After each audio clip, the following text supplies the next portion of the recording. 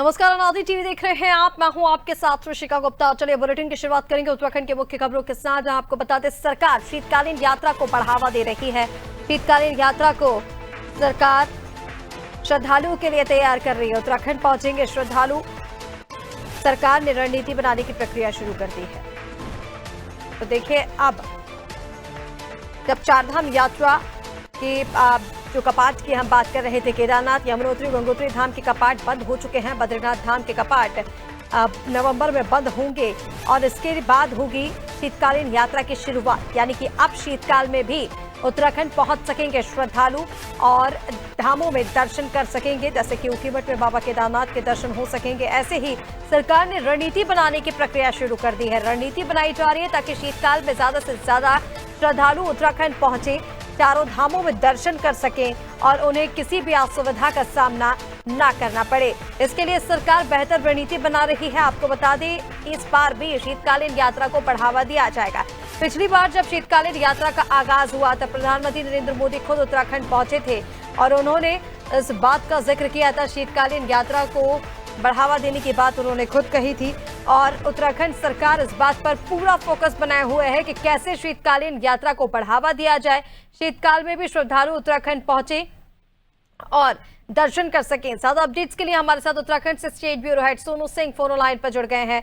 सोनू, शीतकालीन यात्रा को सरकार बढ़ावा दे रही है। अब शीतकाल में भी जो श्रद्धालु हैं वो उत्तराखंड पहुंच सकेंगे और दर्शन कर सकेंगे। इसके लिए रणनीति बनाने की प्रक्रिया शुरू हो गई। हालांकि क्या तैयारियां की जा रही हैं यात्रा को लेकर, सोनू? देखिए, मुख्यमंत्री ने संबंधित जो यात्रा से संबंधित शासन के उच्च स्तरीय अधिकारी हैं उनको ये दिशा निर्देश दिए हैं कि अभी से ही हालांकि अभी 25 नवंबर को बद्रीनाथ धाम के विधि विधान से शीतकाल के लिए 2:56 पर कपाट बंद किए जाएंगे। मुख्यमंत्री ने अभी से ही अधिकारी को दिशा निर्देश दिए हैं कि शीतकालीन यात्रा को बढ़ावा देने के लिए, शीतकालीन यात्रा में जो श्रद्धालु यात्रा करने के लिए यहाँ पहुंचेंगे उनको सुविधाएं उपलब्ध कराने के लिए और साथ ही साथ सुरक्षा संबंधी तमाम इंतजाम कर लिए जाएं, क्योंकि 25 नवंबर के बाद जो है चारों धामों के जो शीतकालीन गद्दी प्रवास स्थल है वहां पर श्रद्धालु आ सकेंगे, पूजा अर्चना में शामिल हो सकेंगे, पुण्य प्राप्त कर सकेंगे।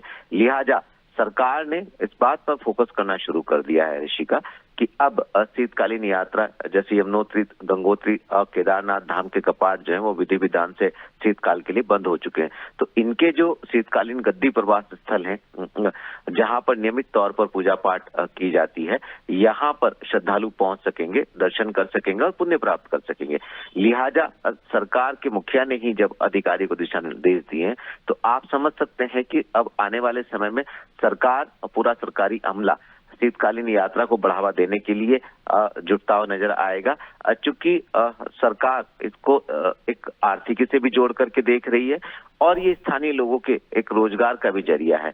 और उत्तराखंड की चारधाम यात्रा को ऋषिका उत्तराखंड की लाइफलाइन माना जाता है। तो ऐसे में माना जा रहा है कि अब जब सरकार जो है वो शीतकालीन यात्रा को बढ़ावा देगी तो बड़ी संख्या में श्रद्धालु, जैसे सामान्य यात्रा काल में श्रद्धालु यहाँ पहुंचते हैं चारों धामों में, वैसे ही उसी औसत में श्रद्धालु बड़े मनोभाव के साथ शीतकालीन यात्रा के दौरान भी उत्तराखंड में पहुंचेंगे, इस तरह की उम्मीद की जा रही है। और माना यह भी जा रहा है, जिस तरह से एक साल पहले स्वयं प्रधानमंत्री पतित पावनी मां गंगा के जो मायका कहलाता है शीतकालीन गद्दी प्रवास स्थल मुखवा है, वहां पर पहुंचकर उन्होंने भी देश, प्रदेश और देश दुनिया के लोगों से, खास तौर से गंगा में आस्था रखने वाले लोगों से उन्होंने एक आह्वान किया कि वो शीतकालीन यात्रा के दौरान उत्तराखंड का रुख करें। और ऐसे में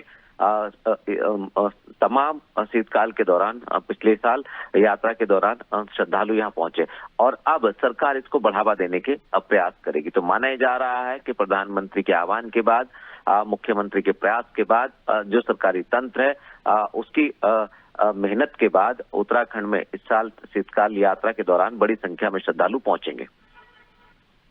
बिल्कुल सोनू, तमाम जानकारी के लिए बहुत शुक्रिया आपका। तो देखिए, शीतकाल में उत्तराखंड पहुंचेंगे श्रद्धालु और इस दौरान सरकार श्रद्धालुओं के लिए तमाम वो प्रयास कर रही है जिसकी वजह से जो श्रद्धालु हैं वो आम तरीके से पूरी सुविधाओं के साथ शीतकाल में भी पहुंचकर दर्शन कर सकें।